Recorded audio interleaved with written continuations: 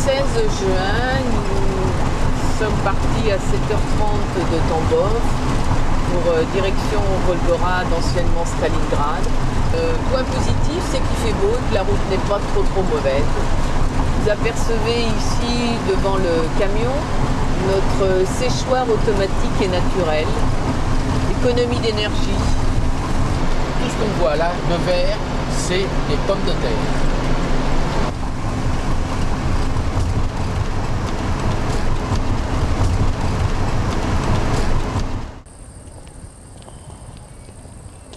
Cette statue fait 63 mètres de haut.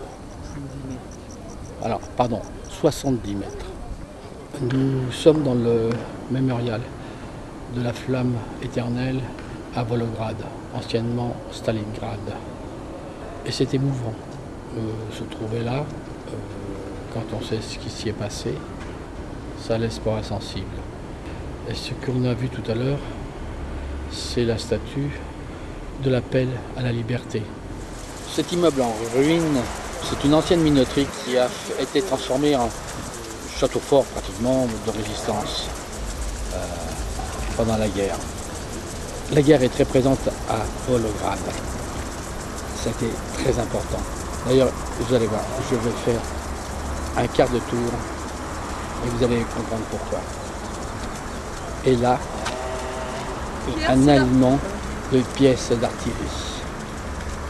Comme dit la guide, ici on ne peut pas faire autrement que de faire référence à cette guerre qui a été une plaie pour nous. Un plan qui me plaît beaucoup, les avions de chasse à réaction et juste derrière la minoterie. On est le 17. Non, le 18. Le 18. Le 18, on est en route pour passer la frontière russe pour aller au Kazakhstan. Nous sommes à la frontière du Kazakhstan. Nous venons de passer la frontière russe au bout de 2h30 de paperasse. Et là, ça fait 3h30 que nous y sommes. Et ils ont déjà taxé tout le monde, taxé l'organisation. Je filme en catimini parce qu'ils ne veulent pas, surtout pas. Dur. Et on n'est toujours pas passé. Attention, nous ne sommes toujours pas passés. Là, nous sommes dans le No Man's Land. Les affaires se corsent. 12 sur les 16 femmes qu'il y a dans le groupe sont de l'autre côté de la frontière. Et nous sommes toujours en deçà de la frontière. Elles sont là-bas, où vous voyez la voiture jaune, elles sont là-bas. Et il y a 150 mètres qui nous séparent. Et là, il y a un bras de fer qui s'engage. C'est nous faire payer. Eh bien, j'ai choisi mon moment. Justement, elles sont libérées, elles reviennent, elles repassent la frontière à pied. Elles repassent la frontière, vous les voyez? On les voit, elles reviennent. Non mais c'est pas pensable. Ce n'est pas pensable. On se croirait dans un... C'est vrai qu'on est dans un autre monde. Troisième épisode de notre passage de frontière kazakh. Les femmes sont avec nous, Michel est dans le camping-car, elle se repose, mais on vient de nous prendre le permis de conduire du chauffeur et la carte grise du véhicule. Et là, on attend de nouveau.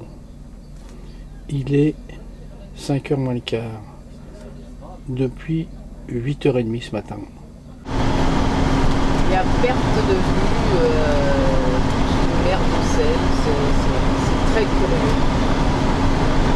C'est une région de pétrole et de gaz naturel. D'ailleurs, quand on passe, vous avez cette odeur un petit peu indéfinissable de gaz qui est un petit peu désagréable. Mais bon, pour moi, c'est une ressource pour eux assez riche maintenant. Ce soir, nous sommes en bivouac dans une petite ville. C'est assez curieux. Et c'est assez curieux, au plein milieu de la ville, juste à côté des camping-cars, comme vous pouvez le voir, il y a un parc de chameaux. Et j'ai peur que toute la nuit, on entende ce que vous entendez. Ça, eh ben, je vous dirai ça demain. Vous voyez le camping, notre camion il est au fond. Voilà. Et maintenant, je veux faire un gros plan sur nos amis. Vous voyez, comme vous pouvez le voir, les chameaux sont parqués là au milieu de la ville, on ne sait pas trop pourquoi. C'est assez curieux. Et nous, bien sûr, nous sommes juste à côté. Alors la nuit dernière, c'était le bowling. Cette nuit, ça va être les chameaux. Et nous partons demain matin, 6h30, en convoi. On a 60 km et on prévoit 3 heures pour les faire.